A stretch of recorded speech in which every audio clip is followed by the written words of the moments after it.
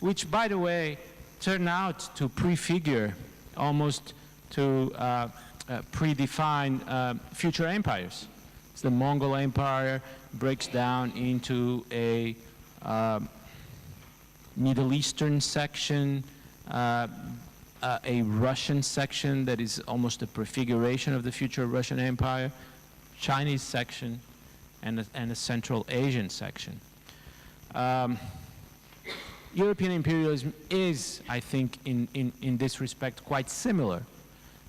Every time you see European empires reach its fullest expansion and development, you can already see the seeds of their future downfall. So that it actually becomes quite difficult to find the period where they are expanding, successful, and growing. In this sense, I think the comparison is fair, but in another sense, it's quite unfair to compare European imperialism to the Mongol Empire. It's true that Genghis Khan and his successors were able to perhaps build the greatest empire in human history on the basis of one or two very successful innovations in the art of war, but the possibility of developing the technology to hold Eurasia together was much beyond their capacities or even imagination. Whereas Europeans truly for the first time developed the kind of technology that could keep a vast supercontinent like Eurasia together. And what is this technology?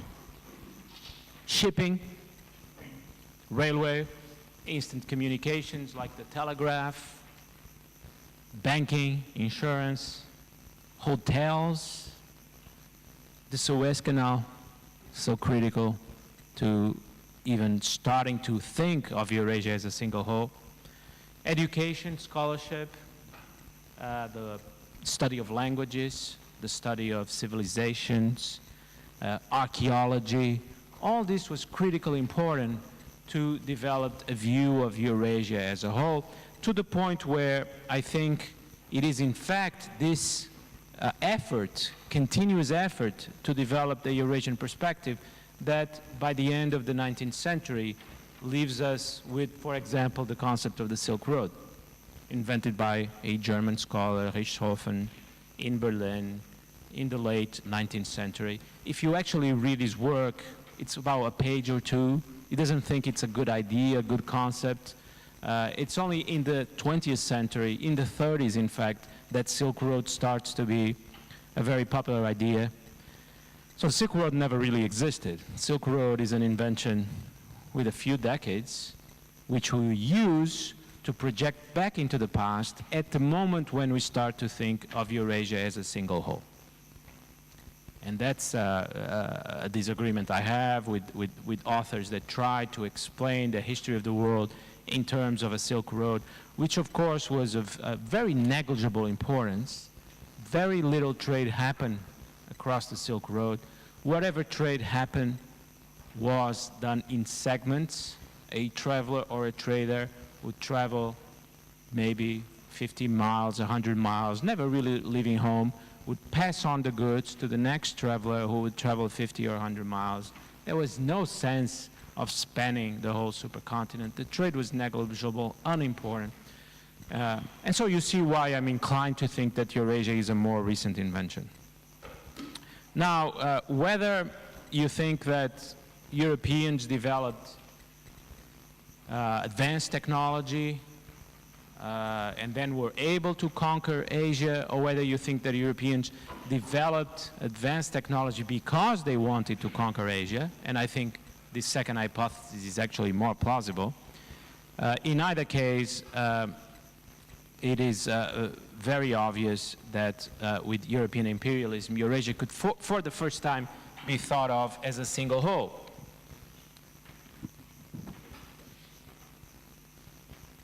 Europeans were so convinced of the superiority of their way of life that eventually they attempted to convert the whole of Eurasia to this European way of life. And their ability to shape and to rebuild life and institutions all across Eurasia was, from a historical point of view, unprecedented.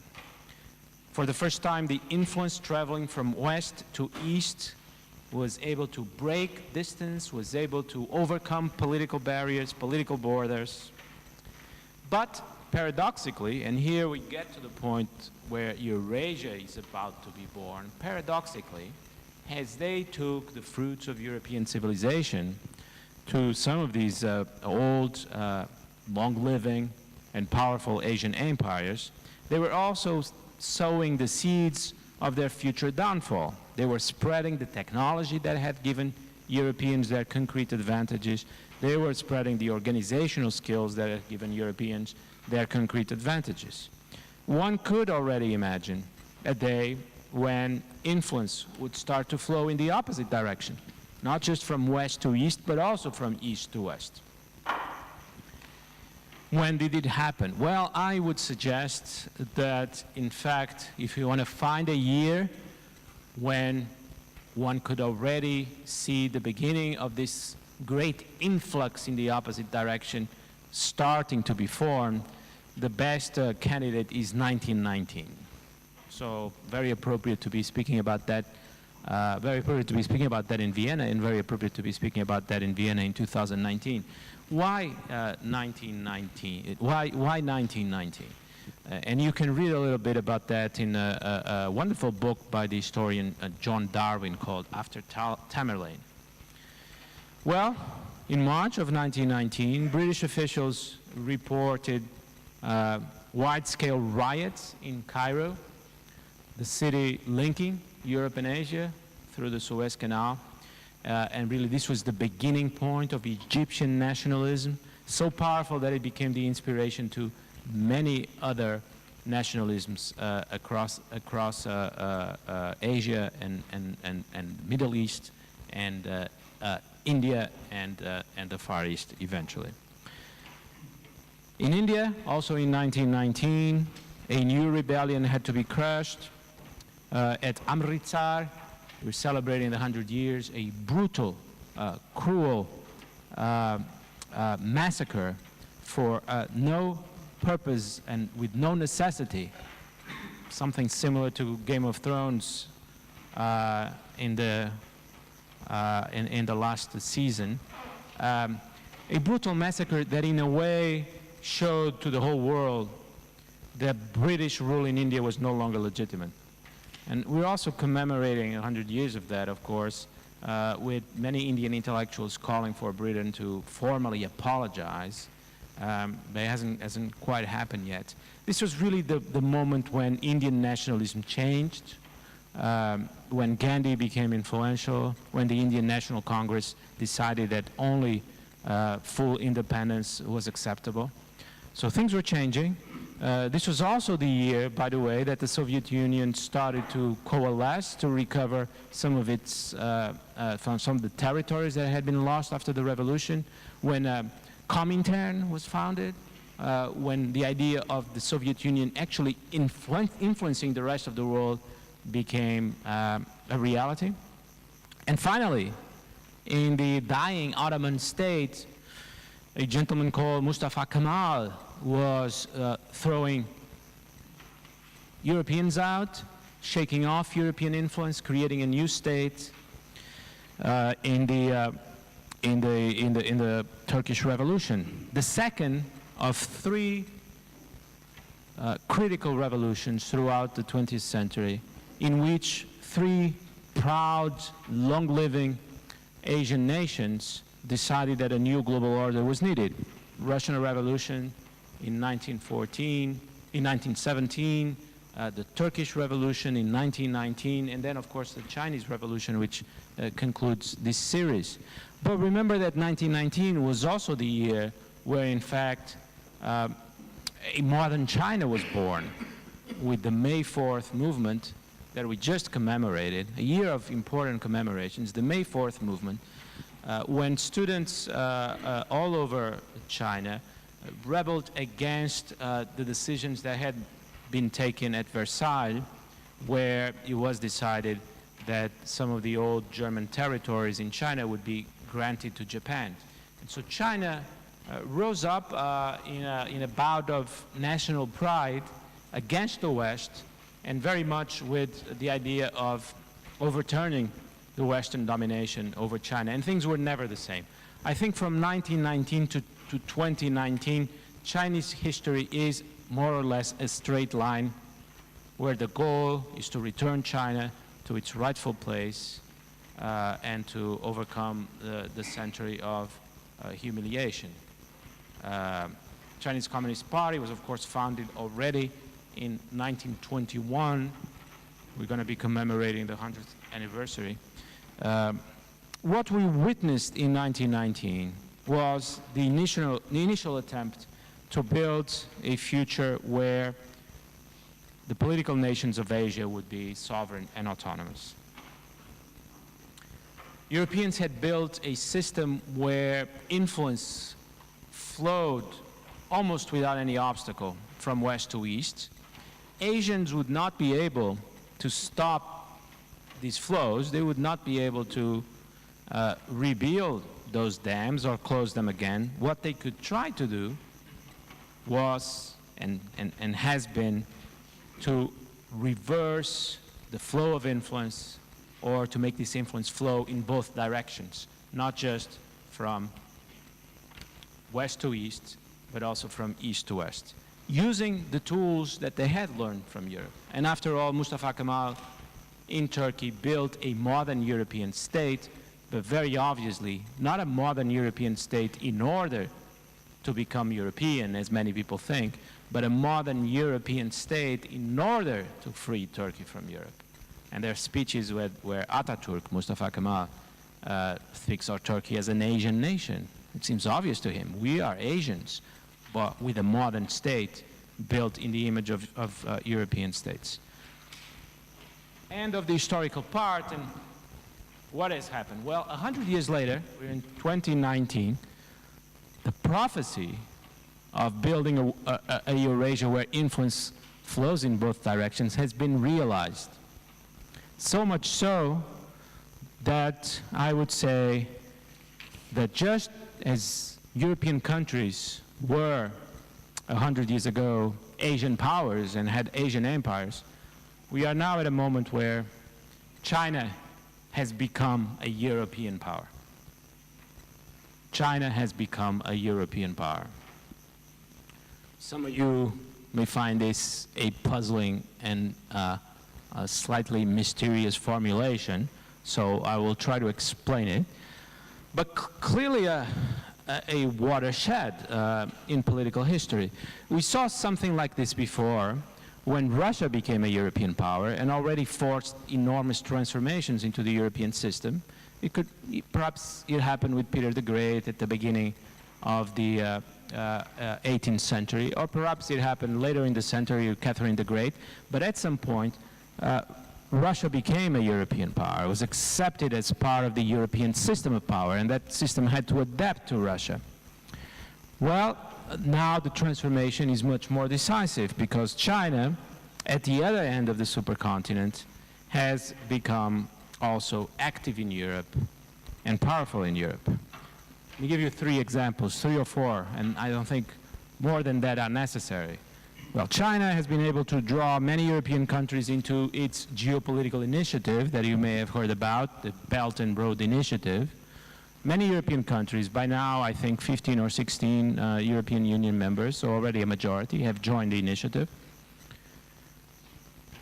China has been able to create a new organization, including 11, now 12 members of the European Union and 5 countries in the Balkans, called 16+1, now 17+1, after Greece has joined. This is a rather informal organization that meets every year, takes decisions about economic integration, economic projects, investment, and other decisions. Now, let me ask you if you think it would be plausible for Europe to create an organization including 5 states of Southeast Asia, Vietnam, Thailand, Cambodia, Laos, and Myanmar, and 12 Chinese provinces. You pick 12, and you create an organization including 12 Chinese provinces and 5 countries of Southeast Asia, and call it the 17+1. Has the European Union done this? Could the European Union do this? What would China think of the idea? There's some questions for your reflection. Well, I think the answers are obvious. And finally, a very, very striking example. You know that the British Secretary of Defense had to resign recently.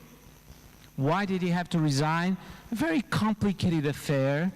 Since being appointed, he always seemed someone who was very hawkish on China, very close to the United States, very suspicious of Chinese intentions, very determined to face what he saw as the Chinese threat.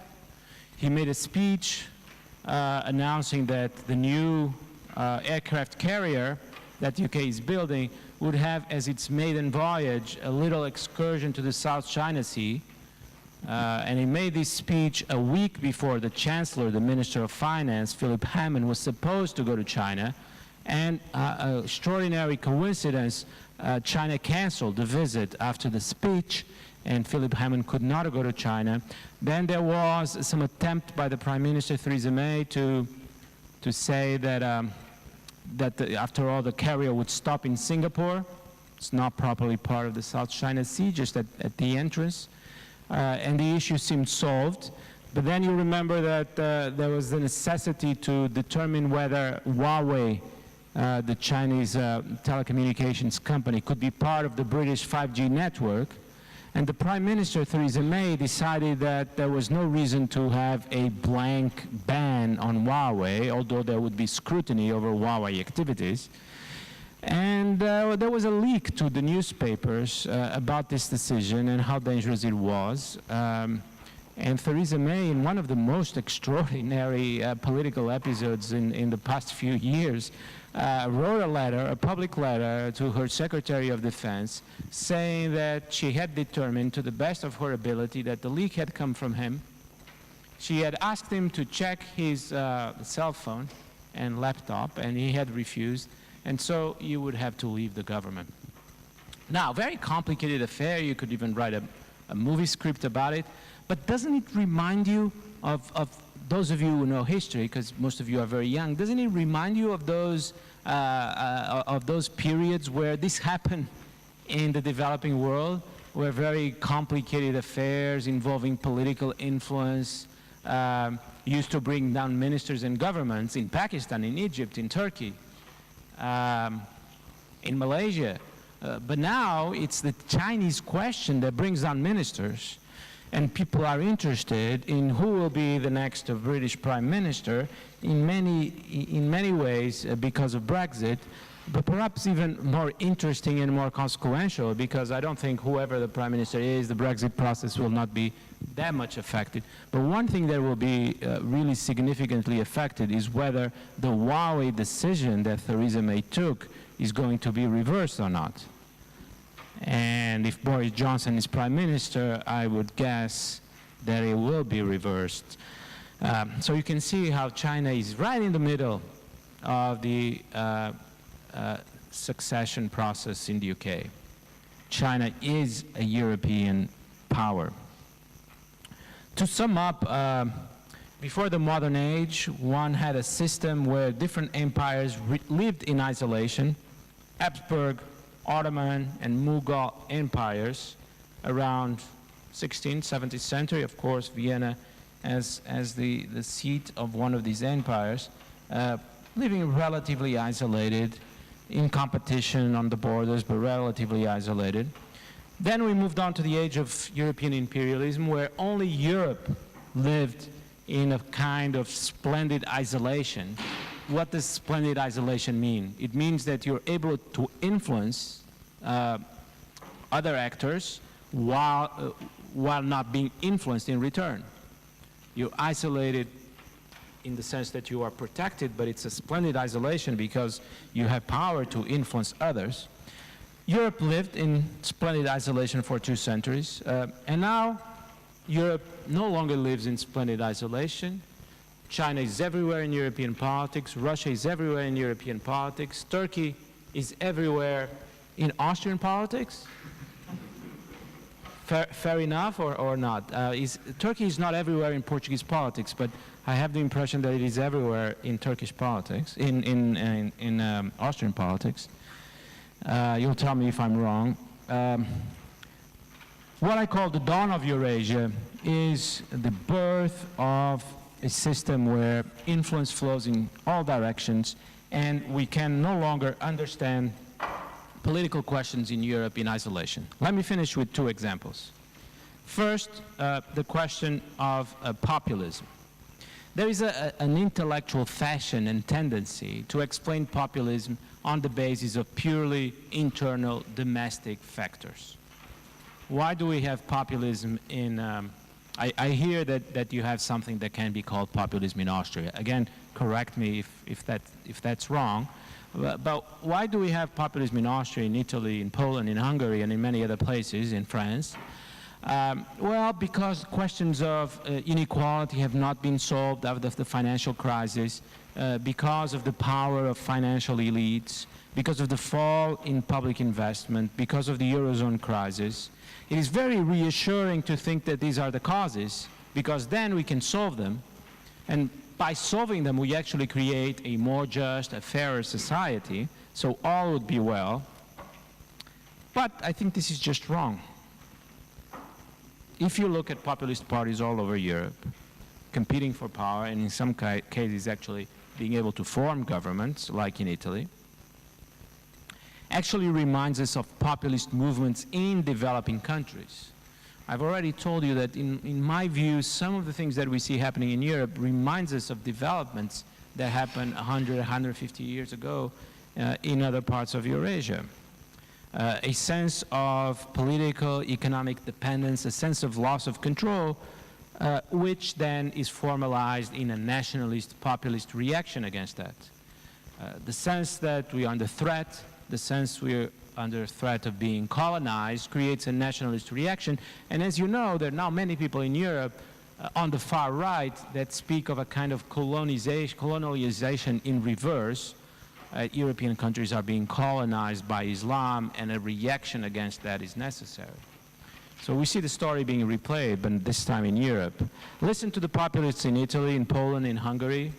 I know them a little less well in Austria, the FPÖ.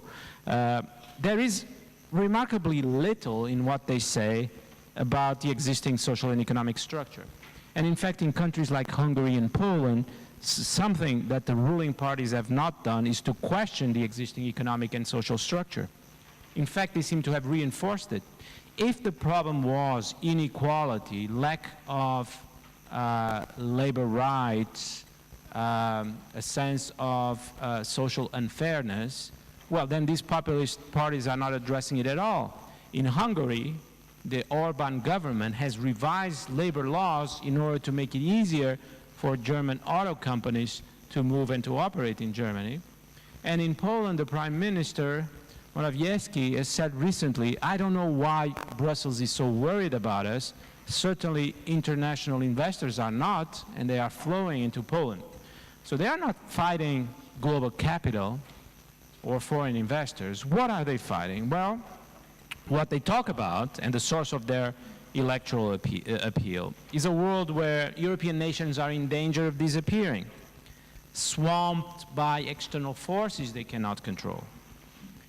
Immigration, terrorism, trade, and the power of global bureaucratic elites. These are the threats. They promised to return Europe to a world where it felt protected from external influences, the splendid isolation of the past. It's the rise of the repressed that frightens populist leaders and the voters that pick them. Islam and terrorism, of course, China and economic dependence, and above everything else, the fear of what they see as a form of colonization in reverse, with the arrival of successive waves of immigration and the irreversible transformation of European societies. Exactly what people in India, in Turkey, in Iran, in China used to fear, and around which their politics was organized. Even their view, populist view of European elites, reminds us of the old nationalist movements in the Middle East, in China, or in Japan, where the local westernizers were seen as serving obscure foreign interests and selling their own countries for the best offer. And this is now the way that global bureaucratic elites or Brussels elites are described by populist parties. Let me conclude. I think we will understand very little of populism in Europe until we replace European politics with a much wider framework of reference. The loss of relative power by European countries created the new reality of a Eurasian field of forces, influence now increasingly flowing from east to west and no longer just from west to east, and the corresponding perception that Europeans are dependent on forces they cannot control. Populism is a reaction to these facts and to these developments. We will not understand populism if we don't have a Eurasian framework in our minds. Now, I could give you other examples, and perhaps there will be time for that. I don't think we can understand European integration in strictly European terms. From the description I gave of the populist phenomenon, you can already anticipate what I would say. I would argue, traditionally, we think of the problem of European integration as having to do with internal factors. The relation between Germany and France, the relative status of periphery and core, special economic interests of different kinds. This is the traditional way to think about the process of European integration and the obstacles it faces. Well, I think overlooked are the much more decisive factors of power competition across the Eurasian political landscape. Why don't we have a genuine political union in Europe? Well, because it was never necessary. That's the reason, because Europe lived in a kind of protected environment. All during the Cold War, Europe lived in a rather exceptional circumstances. The Soviet Union never really became an existential threat because of American security guarantees, unconditional American security guarantees. But at the same time, American society was so similar to European societies that, with a few exceptions, no one really took very seriously the idea that Europe was under American occupation. So entirely protected from Soviet threat and not really being threatened by the United States, what reason would there be for European nations to coalesce in a political union? There was none, but that could change. It's entirely possible that China will become the kind of threat that the Soviet Union never was, in part because the United States will certainly not offer the same kind of guarantees. That is already very obvious from developments in the United States.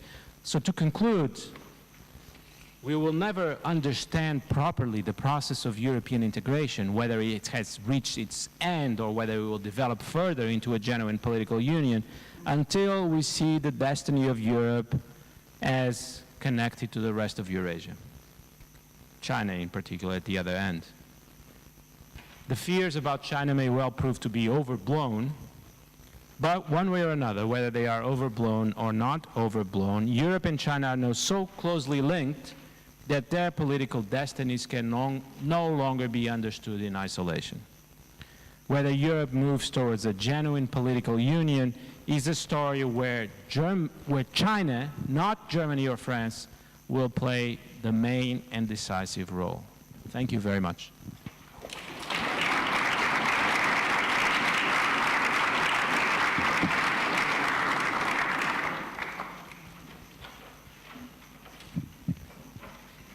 I think I'm more or less respecting the 30 minutes, maybe 35. And now I'll give you the microphone.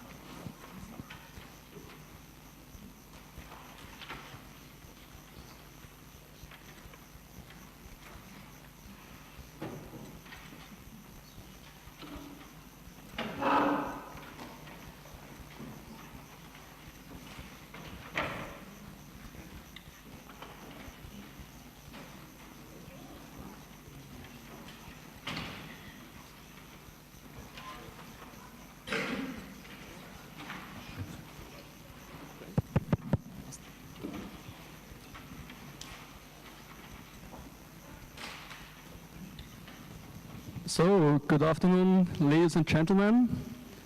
I'm really glad to be here and that I have the honor to introduce you to our initiative Europe Goes Silk Road. My name is Sebastian Maier. I'm a civil engineer from the Vienna University of Technology, and here in the audience is my colleague Sebastian Holler. He's a global historian from this house, so from the University of Vienna, and we are the expedition duo of Europe Goes Silk Road. Yeah, we are the expedition duo, and often one problem leads to some confusion because we got the same first names, but there is one really big advantage. If you call for a Sebastian, at least one of us will respond, I guess. So that's a good thing. The second really important part of Europe Goes Silk Road is our home base. And our home base consists of two members. One of them is Florian Krendl, here next to me. One of the members of the home base is Max Auer, also sitting here in the audience. And yes, the home base stays back here in Vienna, in Austria, and ensures that Europe Goes Silk Road, or let's say the content of Europe Goes Silk Road, looks good to all of you. So now you know our team, our four heads of the team.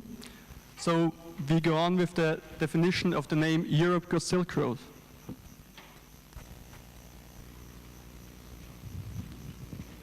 It's of course hard to define Europe because it's a rather flexible term. But we try to think Europe in its broadest sense. So we say Europe consists of all the countries of the Council of Europe, including Belarus. And now the question, why do we call our initiative Europe Goes Silk Road? Yeah, it's because we grasp on site the current developments and what they mean for Europe. So now to the second part of our name, the Silk Road. We see the Silk Road as the entire historiogeographic region of the ancient Silk Road. So we don't say it's just the new Silk Road initiated by China the last years. No, we also ask the questions, what is India doing, what is the European Union doing, what is Russia doing, and so on. And we want to show you how and where all the initiatives of these global players intersect in Eurasia. So, similar to our broad definition of the term Europe Goes Silk Road is our vision. Oh, sorry, I forgot to press here the illustration of our sense of Europe, the Council of Europe and Belarus, and the historiogeographic region of the ancient Silk Road. So now to our vision.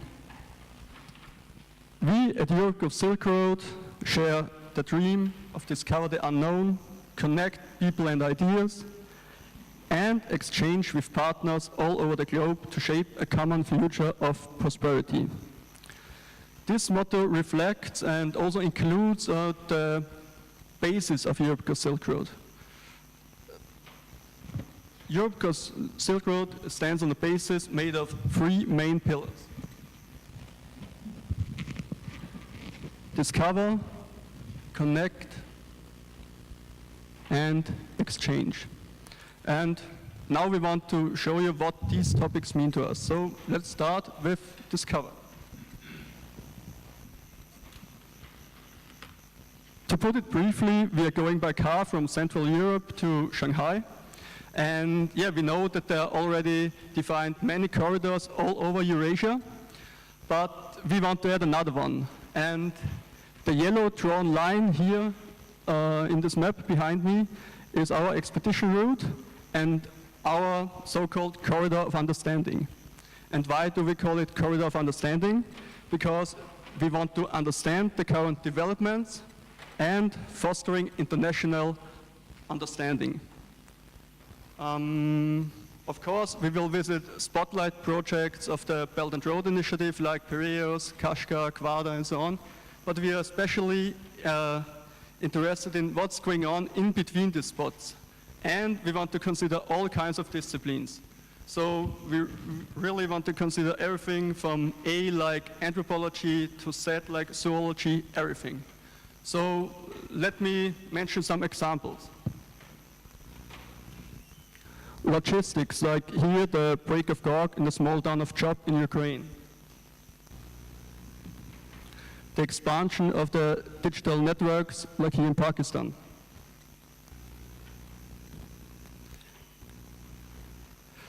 Ecology, for instance, the impact on the Aral Sea because of hydropower dams and the watering for agriculture.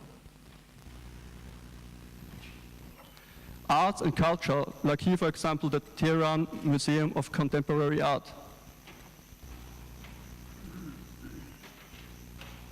History, here on the example of Volgograd, because there are incidents that shape the history of Eurasia.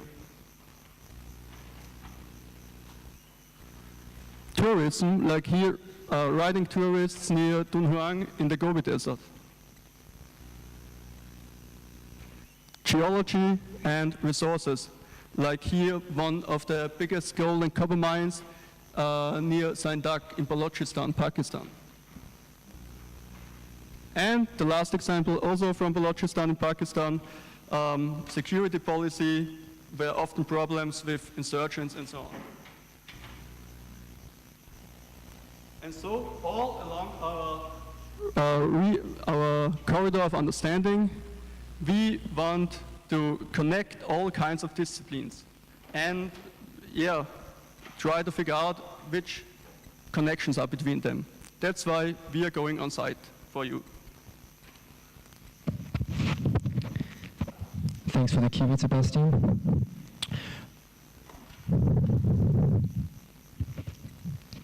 A corridor of understanding.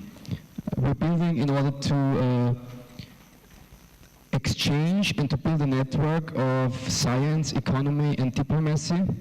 As we follow an interdisciplinary approach, our first thought was in building an advisory board around us of experts from different disciplines.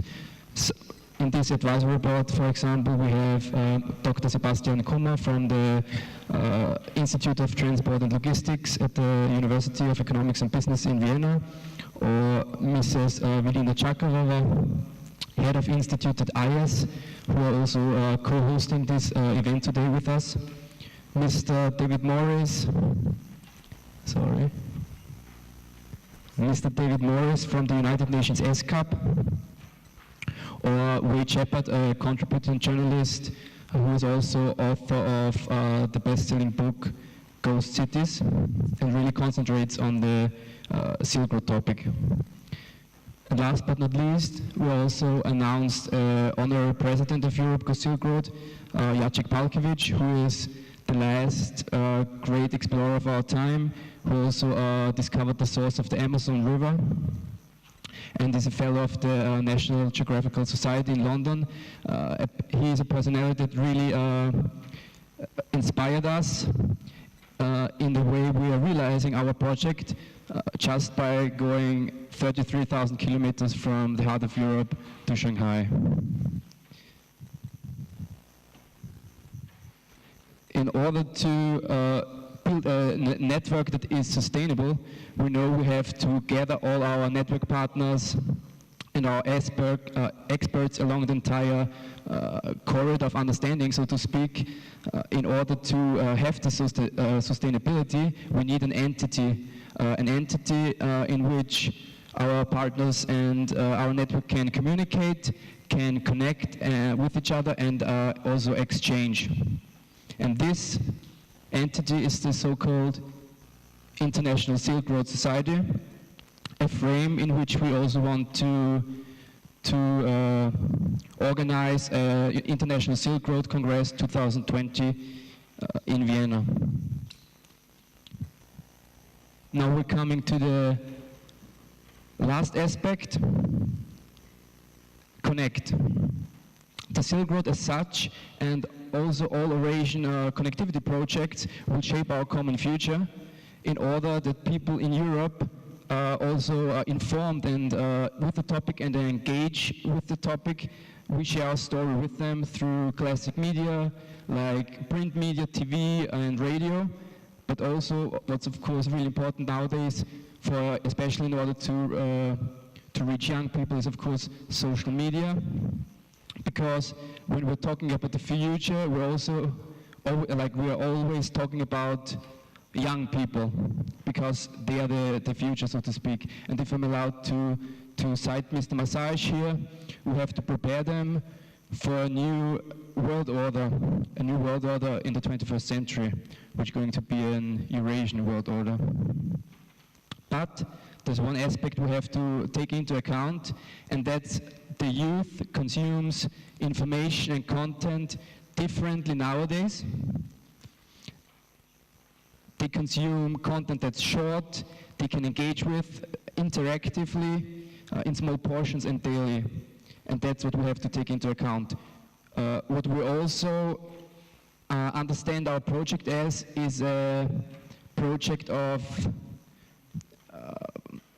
fostering international understanding.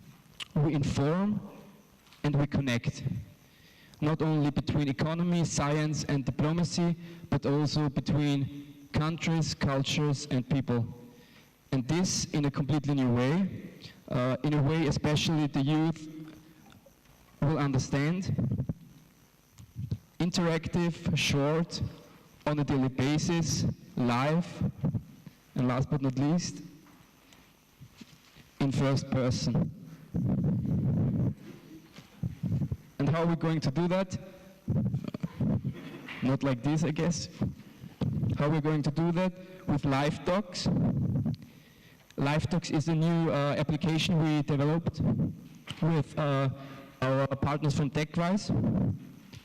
It's an application that combines knowledge transfer with thirst for adventure with adventure. Oh, it's not working. I guess we have to figure that out before we go.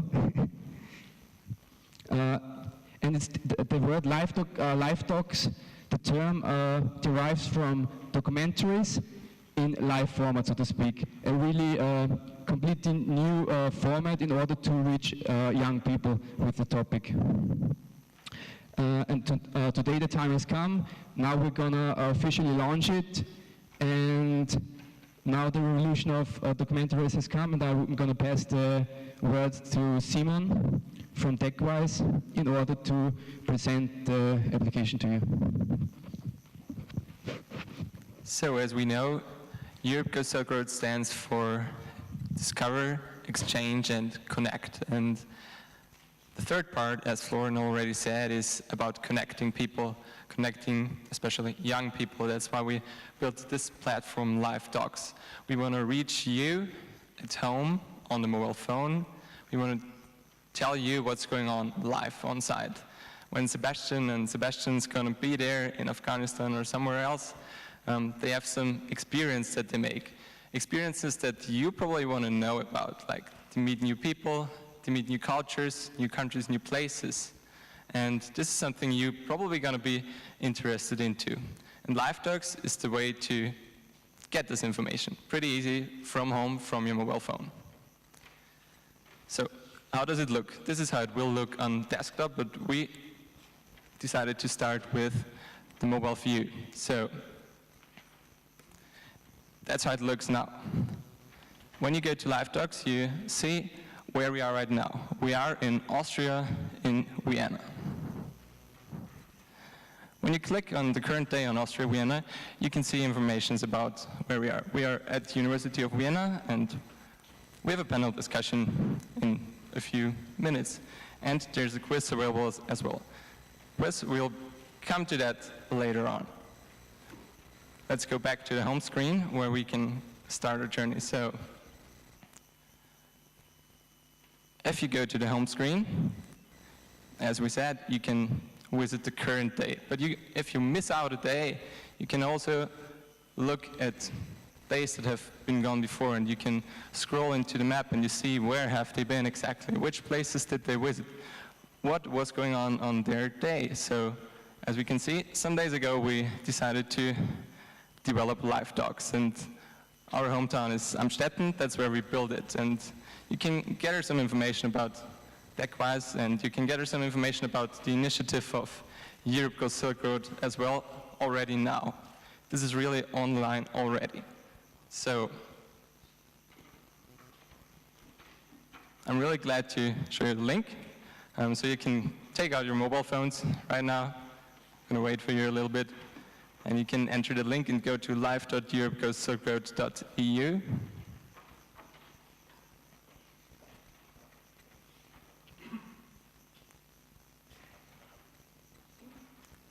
And once you do that, you can, like there's some new technology called progressive web apps. You can install the website on your mobile phone. This is how you can do it on the iPhone, I think.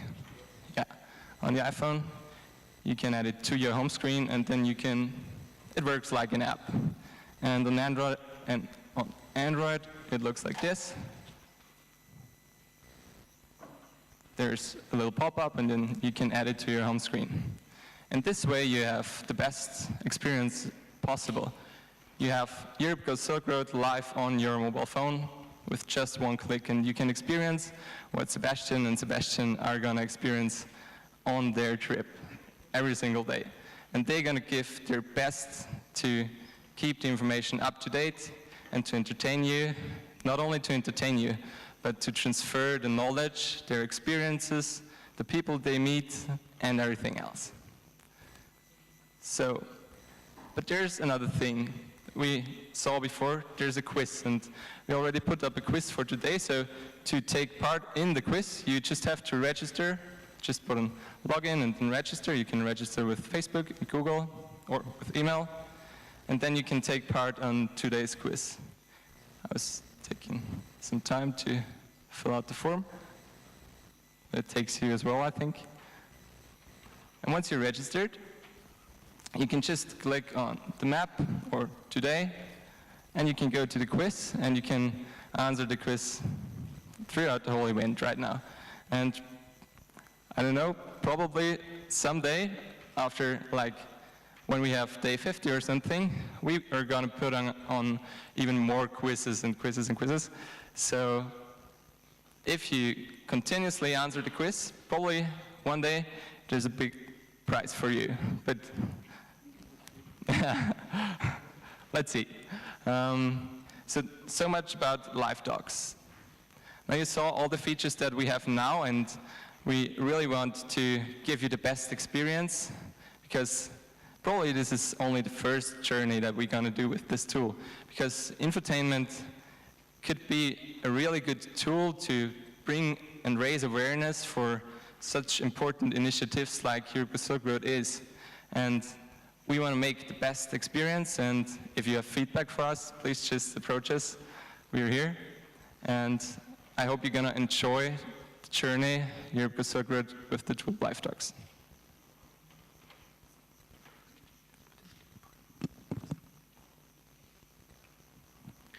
Thanks for your presentation, Simon. This was basically Europe Goes Silk Road. Just a short reminder to representatives of the press and media who are here today. There's a press conference on Wednesday, also with Bruno Maçães and other prestigious guests. It's at the Diplomatic Academy of Vienna at 10 a.m. in the morning on Wednesday. So I'm going to pass the word back to Dr. Edelmayer for the following panel discussion. Thank you.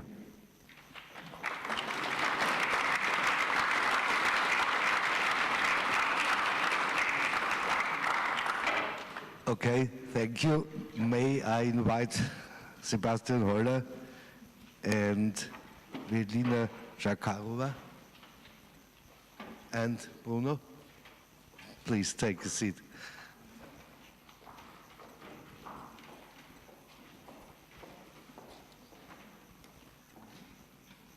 You in the center, yeah.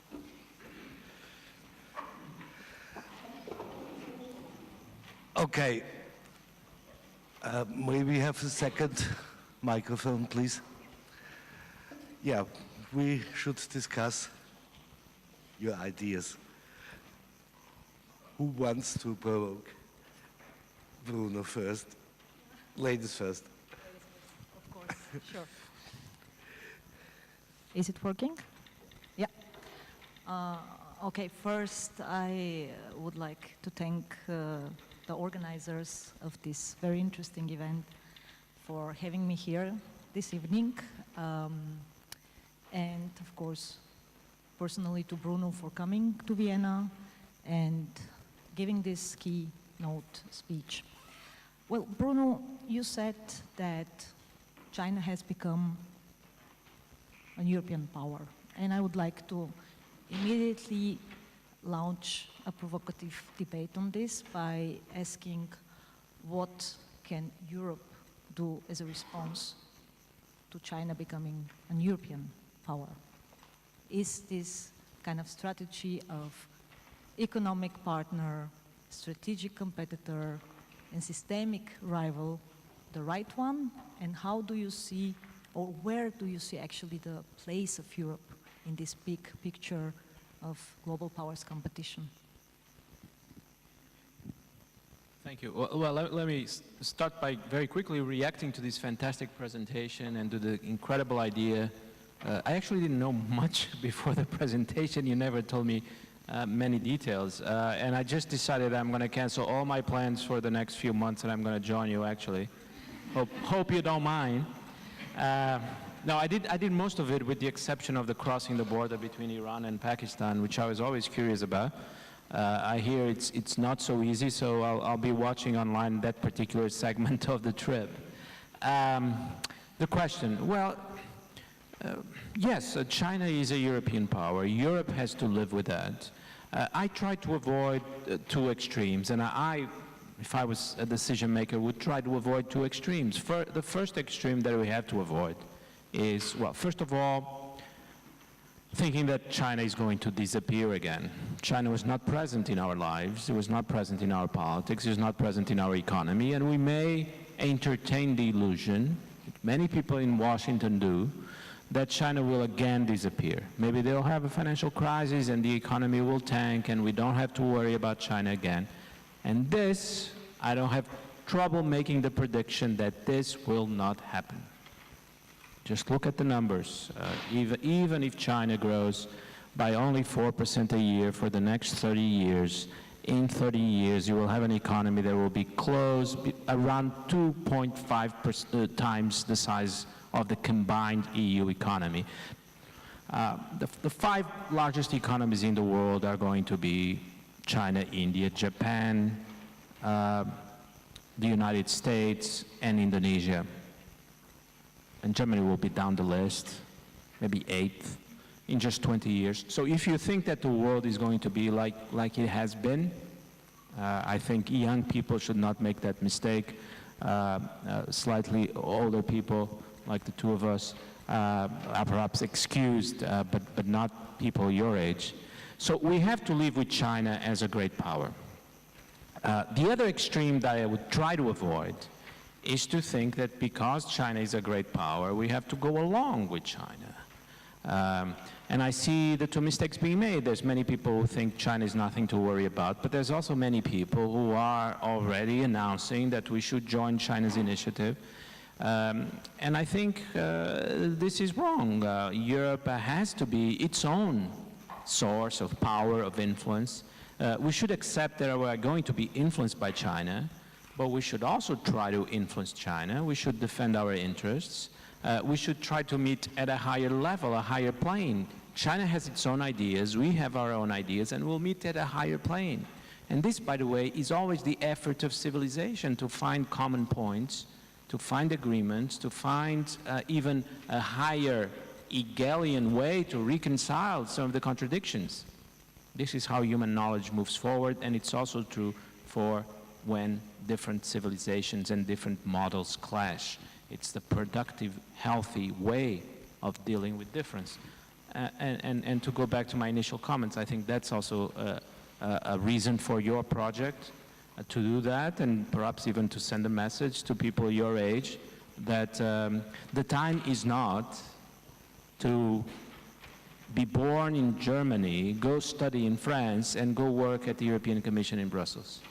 This is not the world we live in. When President Macron says that every European in the future should learn and be forced to learn 2 European languages, he may feel that he's announcing a different revolutionary future. No, he's talking about the past.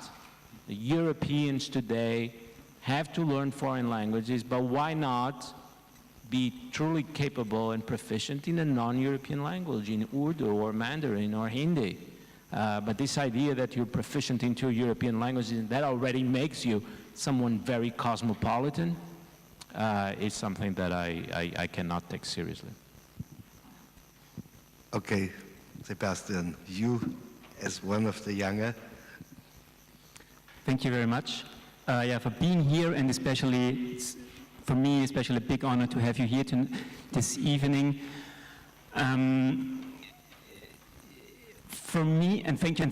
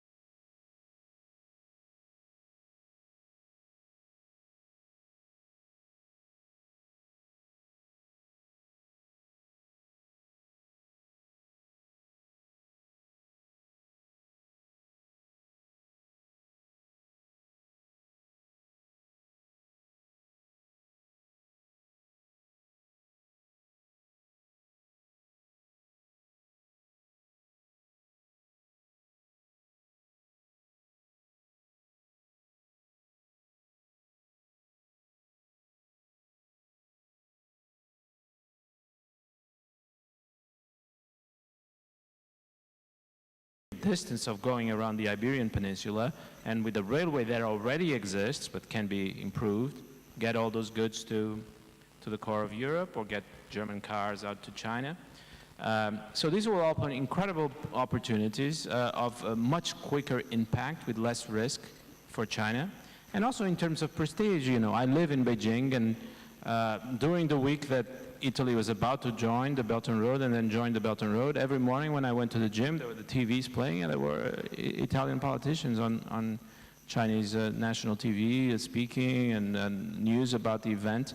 It was really a moment where, very helpful for Xi Jinping, a moment where Chinese authorities could say the Belt and Road is succeeding. Even Italy, a NATO member, part of the G7, is now part of the Belt and Road. And that's also why people in Germany and France got quite upset with the Italian decision. So I do think it's a new moment. On the renminbi and internationalization of renminbi and pound bonds, I think I remain quite skeptical for the time being, because a currency can only become a global reserve currency if it's freely tradable. But China has, of course, lots of hesitation about making the renminbi freely tradable. One of the obvious reasons is that perhaps a lot of renminbi would leave China the day it became freely convertible, because we know that's what wealthy people in China think about day and night. So some of the things will be slow. Others are happening quite fast and dramatically. But that has been the history with the rise of different countries to global superpower status. The United States, for a new book that I'm writing, I've been reading about the rise of the United States in the 19th century. You know, 1835, 40, everyone thinks of the United States as a backwater country where nothing can ever become very important. And then things change quickly.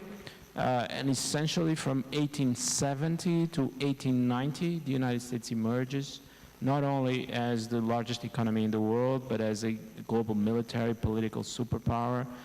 By 1900, it's deciding the Boxer Rebellion in China. And so what tends to happen with these processes is that they're slow at first, and then they accelerate. And the exact place we're at when it comes to China, I can't quite tell you, but I think we'll see a similar process, where for a while it might seem that nothing very dramatic is happening, and then almost overnight, lots of people missed, they were living through those years, and they didn't quite understand that the United States had become the most powerful country on earth. And we even have like an exact year, 1890. It was the moment that the United States overcome Britain as the largest economy and already started to make important global political decisions. It's possible we'll see the same when it comes to China. Thanks a lot for this amazing presentation, and a very innovative one indeed. What I wanted to get back to regarding the project is, because I've been scrolling through the press section as well on the webpage, what exactly is the research part of the project? So obviously there's going to be a lot of observation, but what exactly are you going to research? Have you established a question or a topic overview? I don't know. And then the other thing regarding the project itself, I read that the idea was born during a trip on the Trans-Siberian Railways, but then how did you establish this amazing collaboration between the Deckweiss company and your project and those two guys who are going to travel? How did this all happen? And also connected to this, and sorry for getting into the details, but I didn't know about the press conference on Wednesday, so I'm going to ask it now, but feel free to postpone me to the informal part of the event. But how is this financed? The whole thing. I mean, I saw the partners, but maybe you can get into more detail about this. Thank you. So first, about the research part, about the origin and the finance. These are very closely interlinked. I would start with the last first, the finance. Of course, such an endeavor, I mean, that's the entire project will last, I mean, the expedition will last for 8 months approximately, at least. And such a huge endeavor, and all the things around this project, I mean, it's not only the traveling, it's all the things around it. I mean, it's the Deckweiss, it's the app we have to finance and all these things. And people usually approach us with this question, who is financing this? Who has an interest in this project? And the funny thing is, it's just our own. It's a privately financed initiative just by us four, by Florian, by Max Auer, Sebastian Maier, and myself. We saved money for years to make this project happening because we experienced with a former project in the past that they were very dependent on some sponsors or on one big sponsor, and we didn't want to be independent on one big sponsor. So we tried to organize this entire project that we can do it on our own. We are young, we can sleep in our car, we know good people who are young, who are highly skilled, and our approach is to work together with all people, especially of course also young people, who are specialists in a certain sector, and then create something, make something big of it. For instance, I mean, we have already seen what Deckweiss has done. I mean, that's amazing. But we also work, for instance, together with Film Spectacle. It's one of the best movie time-lapse companies in the world. And they support us with all their videos. And I mean, that's a huge amount of money they just give us for free. And yeah, now I think it's all time to thank all the people who are supporting this entire project, because it's not only about the people who are here in the front. Florian, we've seen Sebastian, also Max Auer, we have already seen the Deckweiss company, also Patricia, my girlfriend, Karina. There are a lot of people who are standing behind this project, and a lot of sponsors, a lot of, let's say, benefits in kind sponsors, small startups. And that's the finance part. And this now first we thought that's a big disadvantage, because of course if you have a big sponsor behind you, you are really safe.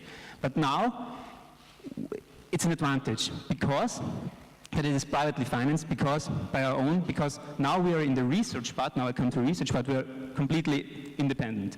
We do not have to fulfill any goal a certain company or a certain organization or someone has. We can really explore on the ground and find completely new connections. And as also Mr. Maçães already said, the important thing is to go on the ground and not pre-phrase your questions before, especially. You have to be open on the ground for the new things and explore the new things. And our approach is a really holistic one. I am a global historian, so I have never looked into much detail in a specific discipline. I was always just looking for connections. For instance, I mean, that's not related to that topic, but I'm not an expert on the Silk Road or the Belt and Road Initiative. I'm rather more an expert probably on Antarctica, for instance. I'm focusing more on Antarctica but I try always to find new connections between geology, biology, infrastructure, all these disciplines, and merge them together and try to find something new out of it. And that's why there is no specific key research question in advance. We want to grasp the entirety of the project, of the things going on, and then portray them. And we have the second part is this engaging people more with the project. This engaging people also fostering people to engage more with their future, and that's more our second approach in this regard. And to the origin part of your question, I think I have already talked too long, so I forgot almost the most of it. But the question was why and how this project evolved. Yeah, it was on a trip from. So that's not the first thing we are doing. It was on a trip, and a colleague of mine sitting here in the middle, Lucas Beham, we did, and I think is someone else from the crew here. No, yeah. And we did this trip 3 years ago, and it was not only about the Trans-Siberian. Our approach was to go by train from Europe, we started in St. Petersburg, to North Korea. So the final destination was North Korea, because we wanted to travel the entire span of Eurasia and get our own picture of this huge supercontinent. And then the idea emerged, okay, I mean, that's Trans-Siberian connection is the northern part of this trans-Eurasian connections. And as I said, I'm also a little bit a historian. Then this idea came up with the Silk Road and the southern corridors that are in the southern part of the continent, and that's how this project emerged. I hope I fulfilled your dreams of answering. Well, let me say that even I, who kind of likes good hotels and good restaurants, and I took a similar trip, 6 months, exactly the same routes, with the exception of crossing the border from Iran to Pakistan, as I said. And good hotels were very rare, but when they were available, I did stay in good hotels. I went to the best restaurants in Tashkent and Tehran, which I recommend. But even I, with some of those tastes, spent over 6 months around 22,000 to 23,000 euros. Now, that's not a lot, is it? I'm pretty sure that if I lived in Vienna for 6 months, I'd spend more than that. So don't assume that this is so expensive if you're thinking about doing it. I think most of you could save 22,000 euros and do this for 6 months. It's easier to do when you're 25 than when you're 40, because when you're 40, you have to give up on a lot of stuff in your career and so on. But if you do it at 23, you're not giving up anything. And finally, just a couple of suggestions. First, it's very good now that we have the iPads to take a lot of books, to download them on the way. By the way, there's Wi-Fi everywhere now, and so download them on the way and read stuff about the countries that you're visiting as you visit them. In Turkmenistan, reading a couple of good books on Turkmenistan. And finally, if you end up in a police station, it happened to me 3 times, just keep calm. Things will be solved eventually. And you know, if you sleep in a police station, that's a 1 free night. So don't worry about it. Just to add a few words on this, I think that the timing of this project is so perfect, because what's really unique now as compared to other decades is this interconnectedness, what was actually touched upon during the lecture. And I think that this interconnectedness, it goes in all directions. It goes east to west and west to east. And the new element that makes all of us being present today part of the processes is technology. So we all can shape processes bottom up. And that's really a new moment. And amid this global powers competition that is taking place right now, where we don't have the answers to so many questions, like where will be the place of Europe in all of these games? Will China really manage to rise? Will it be a systemic rivalry between United States and China? Where is the place of Russia in all of this? Because Eurasia was mentioned so many times today, but still we should keep in mind that powers, regional powers like Russia or even China in this specific region would never allow external players, will never allow an access of external players like European Union, European powers, or even United States to this huge landmass, because as we know from the books, who controls Eurasia controls the world, to use this cliche. But to make a point, we all here, the citizens, have our decent place in the processes, because amid a fourth industrial revolution that is also taking place right now, and there is also competition among the big players, who is going to ride the wave?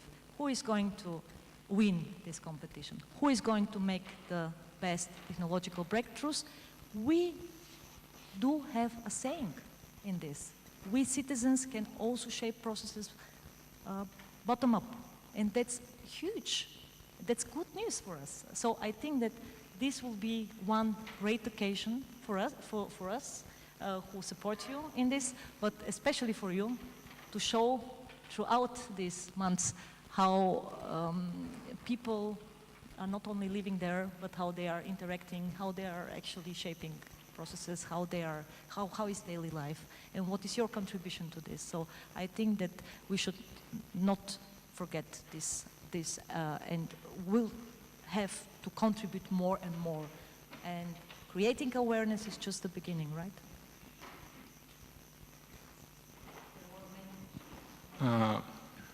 Regarding the EU and the One Belt and Road Initiative, in your lecture you talked about like Germany, Italy, UK, but what I'm interested in is like Eastern Europe. Since the economic crisis of 2008, they've been struggling, but now they've been developing data infrastructure. Romania is one of the leading IT specialists, Czechia as well, and in, I think, 2015, China tried to establish a port in Montenegro. So how do you think are these eastern parts of Europe going to develop and try to to pave their own way in this new construction?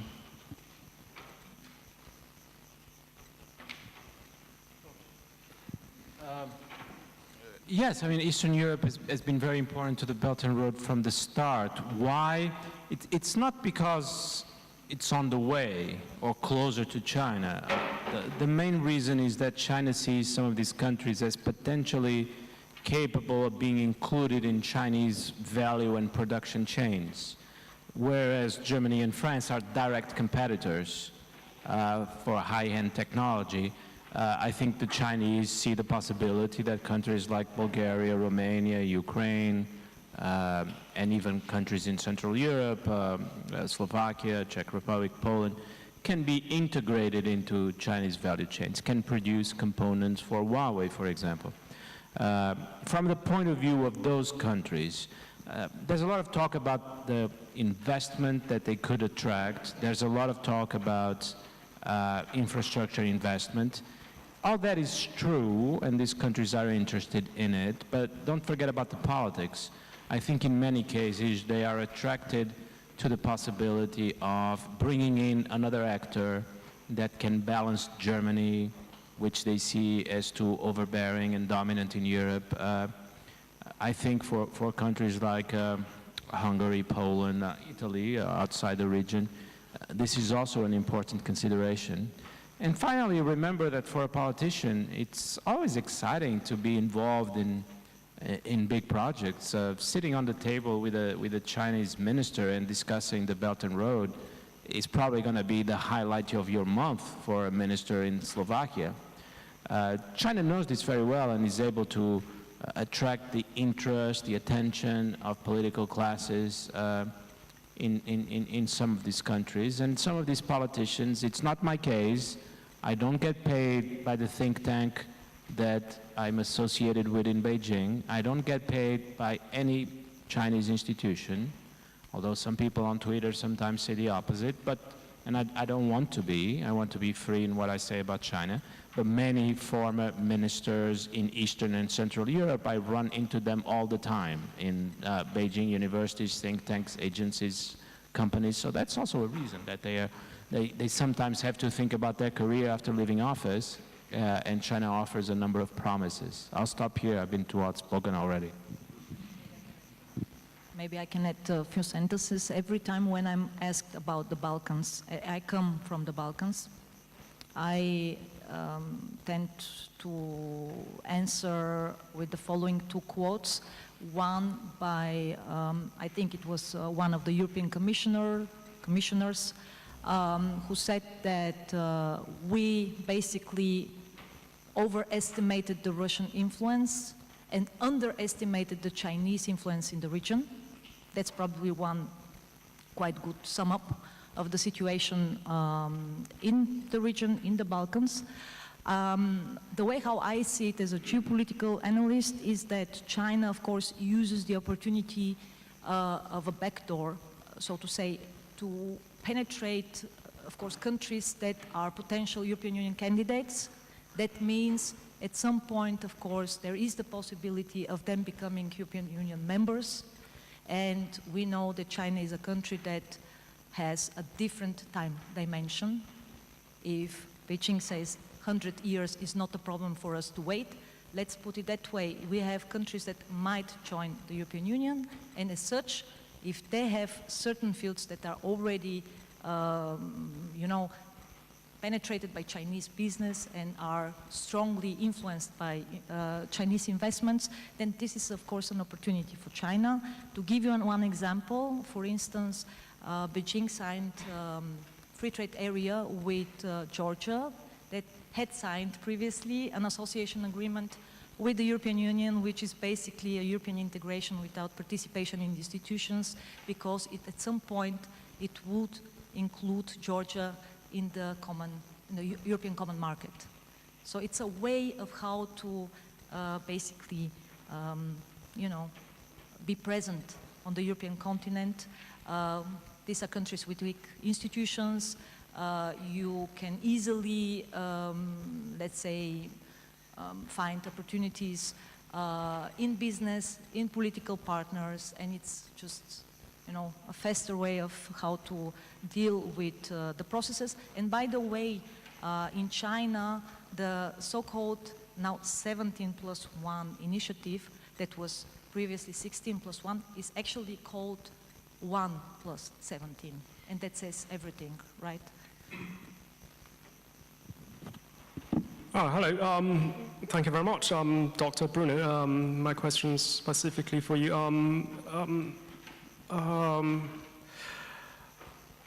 In terms of trade, I'm having a slight disagreement about the historical trade, which you said was marginal. If it was indeed marginal, then how do you explain the robust and consistent trade between China and the late Roman Empire and also later the Byzantine Empire? Especially in regards to the silk, which was after all the most highly priced trade commodities in the late antiquity and the early medieval time as well as the the spices from India. They were also highly priced and sought after. And part of the Pax Mongolica was also unhindered trade. So Genghis Khan wanted to unhindered trade throughout his empire and beyond. And in terms of migration and movements of people, you always had, different nomadic tribes moving to Europe from the depths of Central Asia. You had the Hunnish tribes, you had the Turkic tribes, and of course the Mongols. And it wasn't just one way, single traffic. It was also the other way, the eastward migration as well. You had the Indo-Europeans moving into Central Asia 3,000 years ago. So conceptually, it might not have been very much ingrained or permeated, but the global processes have been always there. So. Well, my main point is let's not think that we are returning to a world where this supercontinent was integrated, that we are returning to the past, that we are imitating the past. Our friends here who are going on the Silk Road are more innovators than repeating something that's already happened. We know the people that did that, like Marco Polo and one or two more, because they were so rare. This was not happening all the time. And as I said, even Richthofen, when he talks about the Silk Road, he limits it to the Han Dynasty, 400 years. And he calls attention to the fact that it had very little impact on the economies on both ends, the Roman Empire and the Chinese Han Dynasty. The influence was very limited. China knew nothing about the Roman Empire. The Roman Empire knew nothing or almost nothing about China. And then for a long period, the structure we had in Eurasia was essentially 3 blocks, became very stable. There was a sort of Western bloc going down to the Roman Empire, but then continuing in European feudalism. There was a middle section, mostly composed of the Muslim world, and then there was China. And for, 2,000 years, I think this was basically the structure of Eurasia. So what I'm saying, with all the good points that you raise, is this is really the first time that we're thinking about this space as an integrated field. Even the prehistory of the concept goes back maybe 100 years, not more than that. And this really is the age of Eurasia. I have nothing against the title Silk Road, of course, and it's a very evocative title that everyone likes, but I just cannot agree that, that we're going back to that world. It was outside the consciousness of people in Europe living at the end of the Roman Empire or at the beginning of the Tang Dynasty in China. It was not part of their world. I think you'll agree with that point, but I may have underlined that too much in the lecture, which I think is what you're saying. Okay, thank you. If there are no more questions, then we will finish this session. Thank you for coming, and Bruno, thank you traveling to Vienna and to have given us this interesting speech. Yeah, that's it for today, and we hope that you will look in the future every day on what happens when Europe goes Silk Road. Goodbye and good evening. Yeah.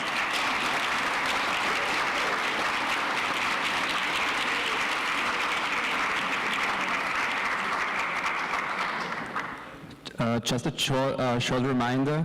After this discussion now, thanks to our dear guests, especially to Dr. Bruno Maçães, there's a little meetup at, where is it? Stiegelbrauerei? Huh? Sorry, Stiegelambulanz for 40 people, so you're welcome to meet there up with us and to discuss our project and the Silk Road. And last but not least, to sum it up, a short Europe Goes Silk Road teaser movie. Have a nice evening.